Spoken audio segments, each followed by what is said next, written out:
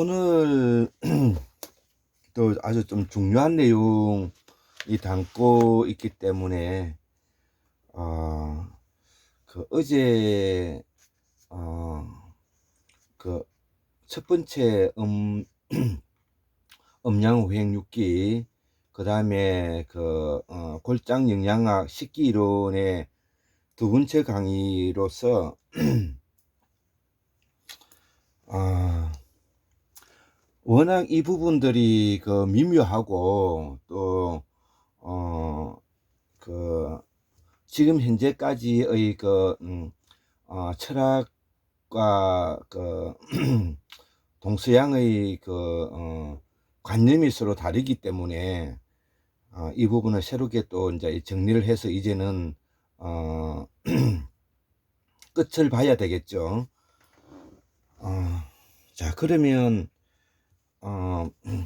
우리가 생각한다, 사유한다. 자, 이거는 이제 어디에서 일어나느냐는 거죠. 우리가 생각하고 사유하는 것이 어디에서 일어나느냐는 거죠. 이게 이 문제를 풀어가는 가장 핵심적인 것이죠. 일단 서양 히랍 철학자들, 서양 사람들의 사고는 생각하고 사유하는 것은 이 머리에서 한다고 보는 거죠. 머리에서. 예. 그런데 동양 사람들은 이것이 머리가 아니고 이것이 내수장기를 담고 있는 하나의 인식작용의 마음의 대갈통이라는 거죠. 마음을 만들어내는 대갈통이라는 거죠.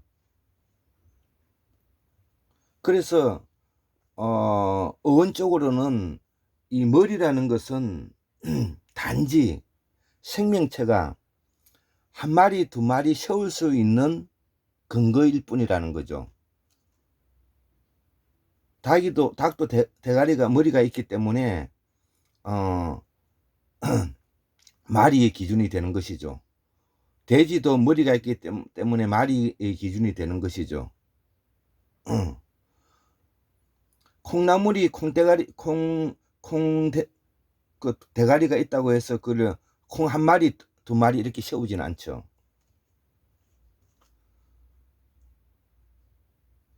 그렇기 때문에 생각하고 사유한다는 것은 단지 기억 연산 판단 과정을 거친다 뿐이지 그것 또한 정신이라고 말하지 않고 골장의학에서 또 이 동양의학에서는 그것을 인식의 작용의 한 형태로 봐서 마음으로 보는 것이죠.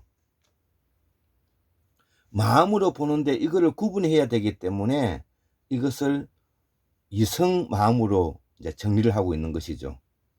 어떻게? 감정 마음과 생식 마음과 이렇게 나누어서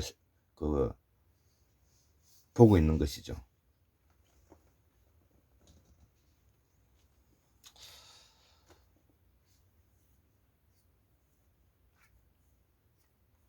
그래서 이 고대 히랍의 철학이 데카르트의 철학 책들 중에서 방법 소설 이런 책들이 있잖아요.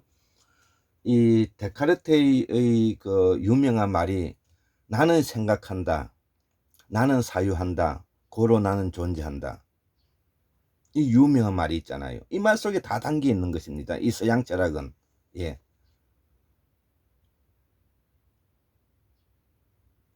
나는 생각한다, 나는 사유한다, 고로 나는 존재한다. 즉 생각하는 것만 존재한다고 보는 것이죠. 그렇기 때문에 그 생각하는 거가 바로 영혼이기 때문에 영혼은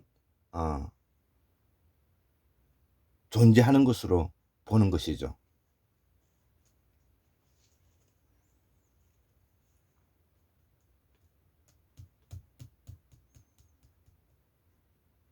그래서 제가 이렇게 좀 적어 놓은 책의 내용을 이렇게 한번 볼까요?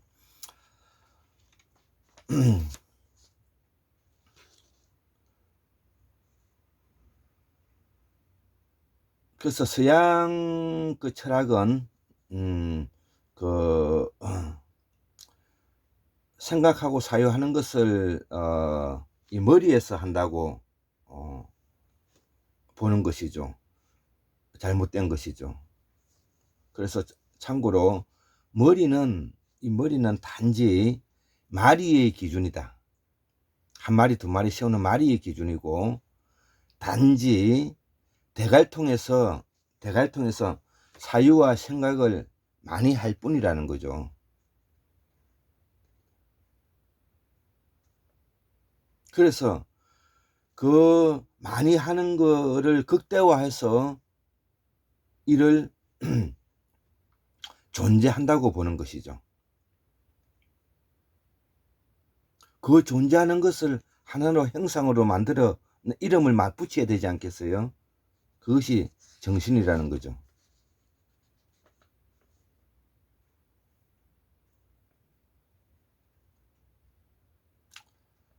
그런데 그 우리가 그 서양 철학에서 말하는 그 정신이라는 것은 정확하게 말하면 원래 이성마음이라는 것이에요. 이성마음.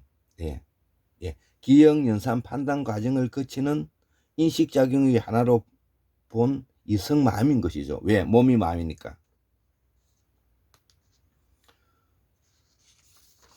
그래서 정신으로 보기 때문에 그분들은 인지하고 참 감각적으로 느끼고 보고 오감으로 느끼는 것들,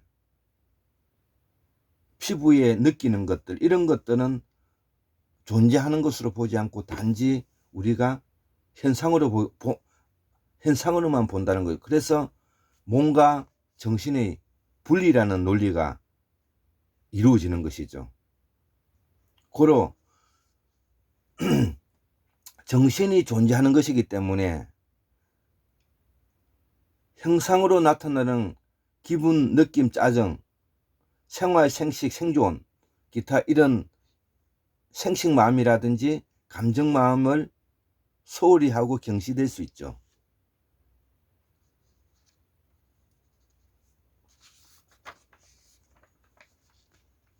그래서 이 히랍 철학은 몸과 정신을 분리에 의해서 모든 학문이 왜곡되어 버린 것이라는 거죠.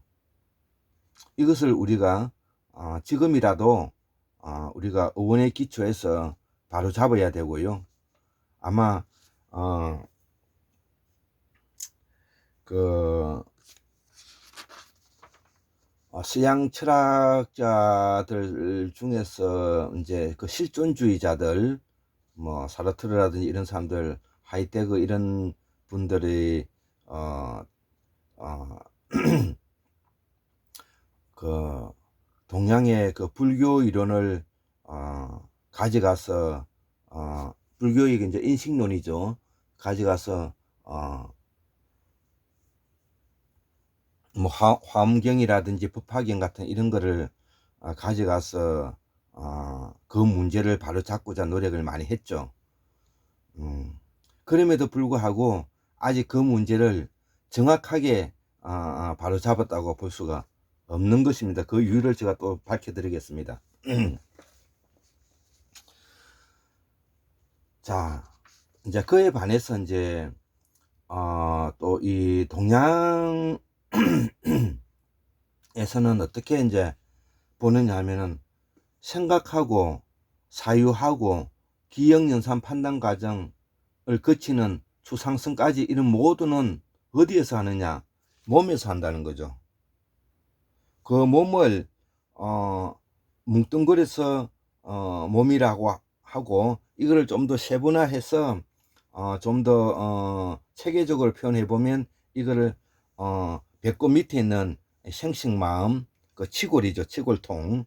그 다음에 배꼽에서 흉곽까지, 목 밑으로까지, 이거를 뭐냐면은 흉곽통이라고 이거를 갈비뼈죠. 갈비뼈. 예. 이거를 감정마음이라고 하고요. 목에서부터 머리는 이거를 머리가 아니라 대갈통이죠. 대갈통. 대가리죠. 대가리. 대갈통 속에 들어있는 이제 마음이죠. 이거를 이제 이성마음이라 그러는 거죠. 그리고 이제 이 대갈통 안에는 집중적으로 내가 내수장기만 들어가 있기 때문에 기억연산 판단하는 것을 집중적으로 하는 것에 대해서는 우리가 동의하지 않는 것은 아니죠. 그래서 이 대갈통에 들어가 있는 내수장기가 기억연산 판단 과정의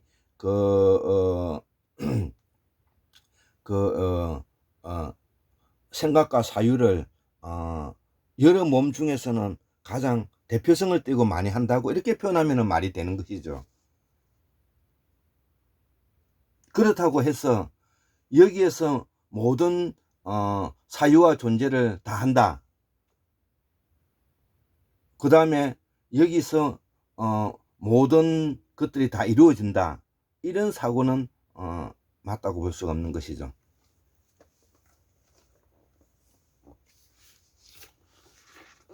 자, 그래서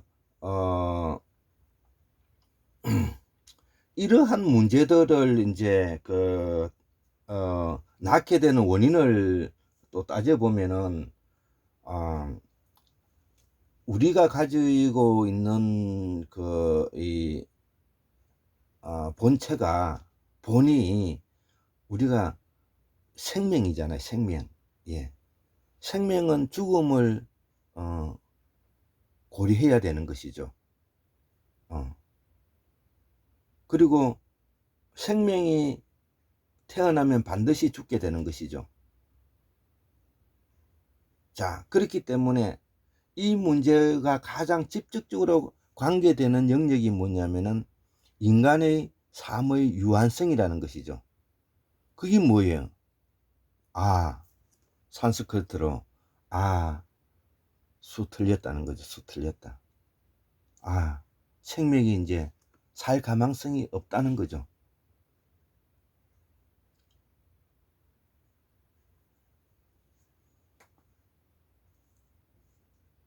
이거를 우리는 영이라 하는 것이죠.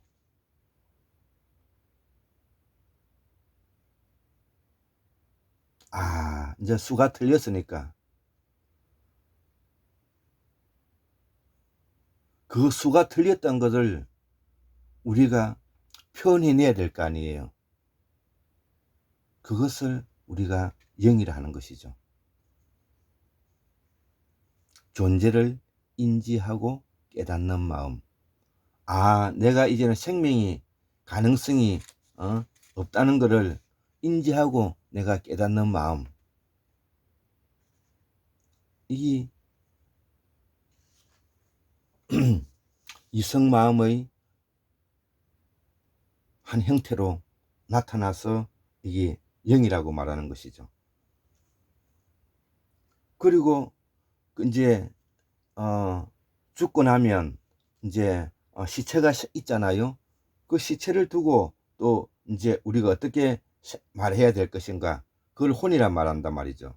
그래서 이 동양에서는 그거를 육체적인 죽음과 그 다음에 영혼적 죽음이 있다는 거죠. 영혼적 죽음이, 영혼적 죽음이라는 것은 영혼이라는 것은 살아있다는 것을 전제로 하는 것이겠죠. 그래서 이 골장의에서는 육체적 죽음을 우리가 물질이라고 하고, 그 다음에 영혼적 죽음을 우리가 물성이라 해서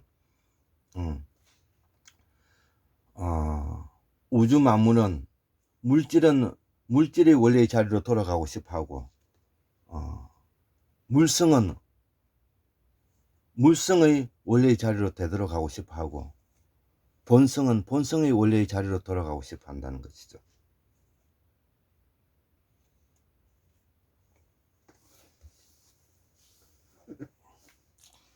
그래서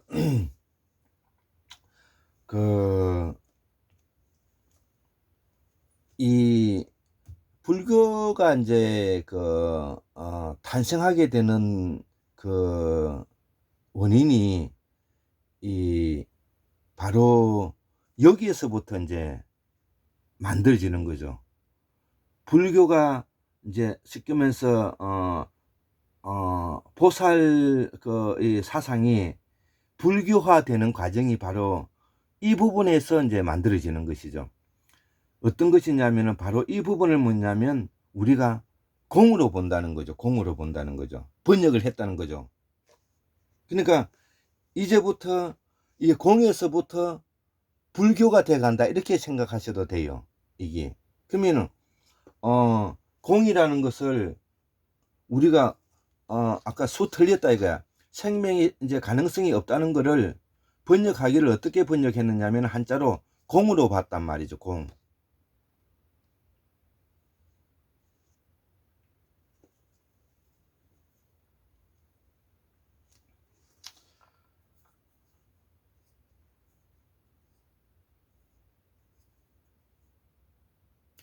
우리가 미묘한 차이가 있지 않습니까? 우리가 골장의학에서 말하는 것은 존재를 인지하고 깨닫는 마음, 이런 것은 바로 뭐냐면 원래 우주만상의 본질로 돌아간다. 와, 이것을 뭐냐면은 공으로 돌아간다 는 차이가 좀 있죠. 그러면 우리가 공이 뭐냐 이거예요. 공이 반대로 공은 순하타라 그랬잖아요. 생명이 살 가망성이 이제 없는 상태를 수가 틀렸다는 거죠.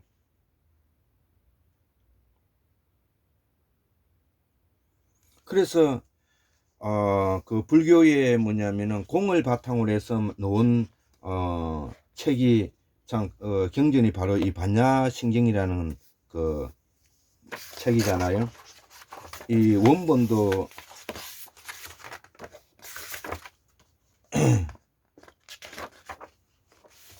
이 반야신경 이제 원본이고요. 예, 원본, 원본, 이 원본이고요.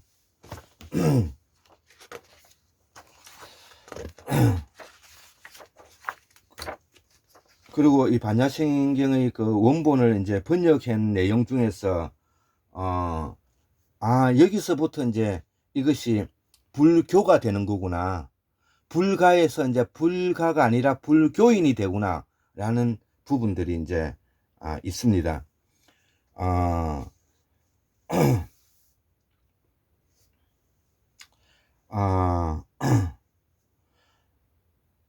살이 뻗들하여 이 모든 법은 공상태로서의 현상인 것이므로 공상태로서의 현상인 것이로 아까 현상이라 그랬죠. 현상.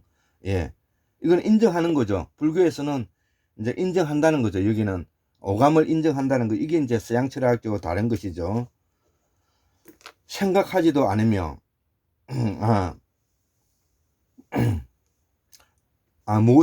생각에는 무엇인가를 생기지도 않으며 소멸하지도 않고 더럽지도 않고 깨끗하지도 않고 늘어나지도 않고 줄어지지도 않는다. 이 공을 이렇게 해석했단 말이죠. 그러니까 이제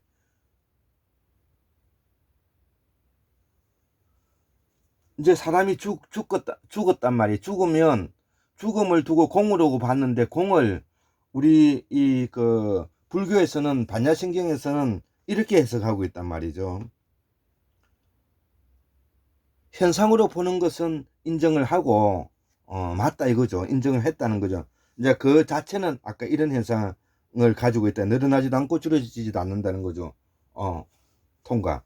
괜찮은 것 같습니다. 그러므로 살이 뻗들하여 공의 상태에서는 물질도 없는 것이며 느낌 작용도 없고 표상 작용도 없고 의지 작용도 없고 판단 작용도 없다. 눈도 귀도 코도 혀도 몸도 마음도 없으며 물질의 현상도 소리도 냄새도 맛도 접촉도 마음의 대상도 없다. 물질의 현상도 눈의 영역으로서의 의식의 영역까지도 없는 것이며 밝음도 없고 문명도 없고 밝음이 다함도 없고 또한 문명 다함도 없다. 문명이 다함도 없다. 그러므로 늙고 죽음도 없고 늙고 죽음이 다함도 없다. 괴로움도 괴로움의 원인도 별반의 경질에 열반에 들어가는 원인도 없고 아는 것도 없고 얻는 것도 없다. 이거를 보세요. 이 말을 보면 이게 뭐예요?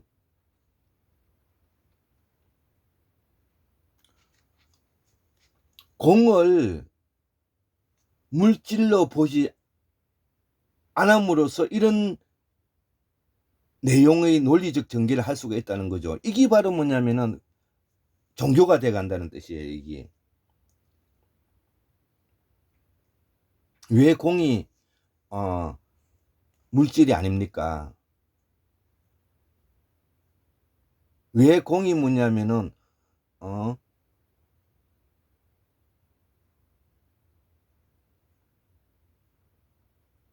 마음이 아닙니까?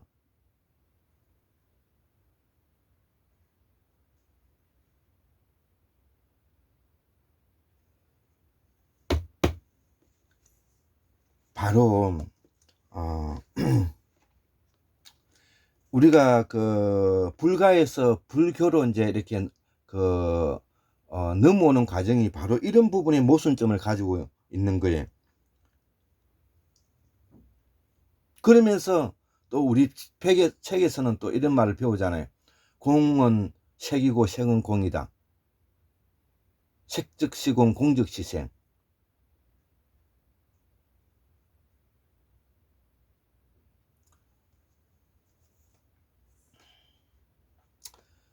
그래서 그 논리에 뭐냐면은 이중적인 잣대를 우리가 여기서 발견할 수가 있는 것이죠. 그러면 그 이중적인 잣대를 할 수 있는 이유는, 거짓말을 할 수 있는 이유는 바로 공의 원래의 뜻인 산스크리트로 수 틀라타, 수가 틀렸다는, 즉 생명의 가능성이 없다는 부분을 그분들은 몰랐기 때문입니다. 이것을 바로 잡는 것입니다. 자, 결론.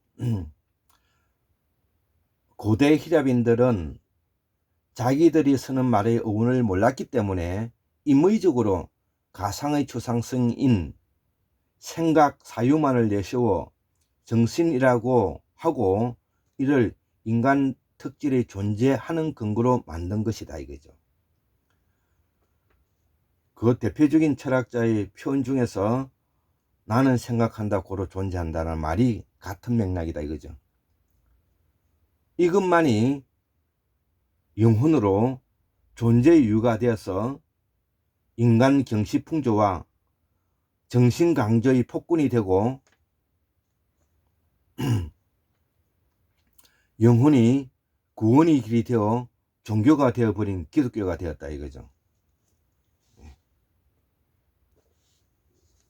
이건 아주 고로 우리가 알아야 될 것은, 우리가 소위 지금 현재 많이 믿고 있는 기독교는 예수교가 아닙니다. 사도 바울이 죽은 예수 선생을 앞세워서 만든 사도 바울 뭐냐면 종교이죠.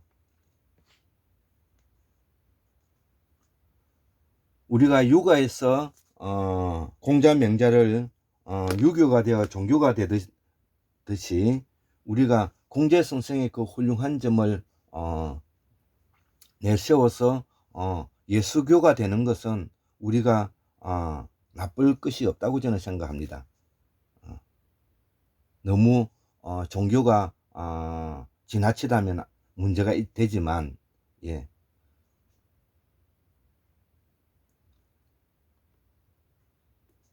그리고 종교라는 것이 뭐냐면은 구원과 내세를 전제로 한다고 하지만, 그 구원과 내세를 전제로 하는 것은 바로 원래부터 단초가 우리가 그 알아야 되는 원래의 그 학문의 어원을 몰랐기 때문에 이런 현상이 빚어졌다는 거죠.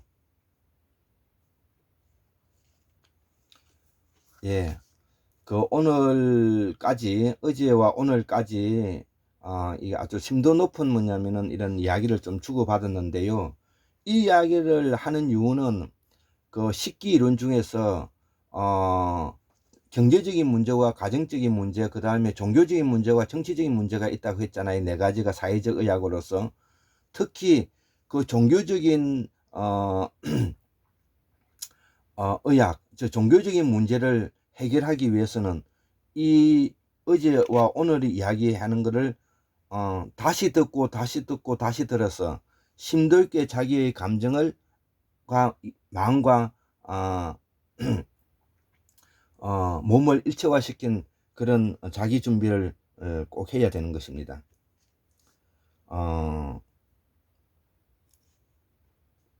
특히 식기 이론 중에서 이 종교의 부분이 이게 가장 심도가 깊고 철학이 깔려 있는 것이죠. 나머지는 뭐 풍환수습주와 바람 불고 차고 습기 차고 건조하고 이런 것도 우리가 금방 이해 가지 않습니까? 두 번째, 그 다음에 우리가 뭐 이거는 너무 우리가 익숙하게 잘 아는 것이죠. 생활 경제적인 측면이지 않겠습니까? 그 다음에 가정적인 문제, 부모와 자식, 형제들 간의 문제, 시댁과 사돈끼리의 문제, 뭐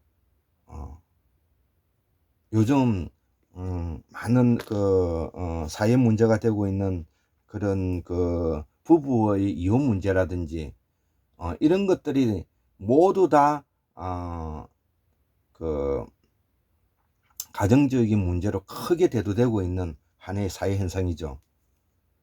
예, 정치적인 문제도 마찬가지죠. 특히 우리나라는 조선 말이 되고 나서 일제 병탐이 되고요. 그 다음에 친일 세력들이 그대로 남아있는 상태가 되었고, 그리고 또 산업화를 급속도로 가다가 보니까 거기에 많은 뭐냐면은 또 후유증을 남기게 되었고, 민주화와 독재라는 그런 갈등이 아주 많았잖아요. 그리고 이념적인 문제가 또 같이 있죠. 예, 뺄갱이네 안 뺄갱이네, 좌파니 우파니 이런 문제. 원래 그리고 또 뭐냐면 농경문화에서 산업문화로 넘어오면서 많은 부의 이동이 또 달라졌잖아요. 과거에는 천석구 만석구 하는 이런 사람들이 부자였지만은 산업화 시대에는 공장을 가진 사람들이 부자가 되었죠. 그러면서 어제에 뭐냐면은 머슴을 하고 하던 사람이 또 부자가 되기도 하고요. 과거에 농토를 가지고 많이 있었던 천석군 만석군 사람들은 거기 헐값이 뭐냐면은 땅값이 댐으로 인해 가지고 몰락하기도 하고요. 계층 간의 문제, 지역 간의 문제, 너무나 이런 것이 우리 지난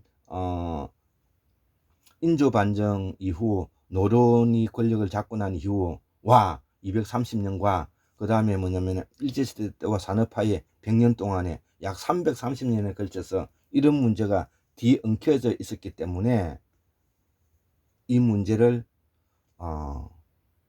바로잡기가 어려운 거죠. 일단 오늘 아침 강의는 이렇게 끝마치도록 하겠습니다. 감사합니다.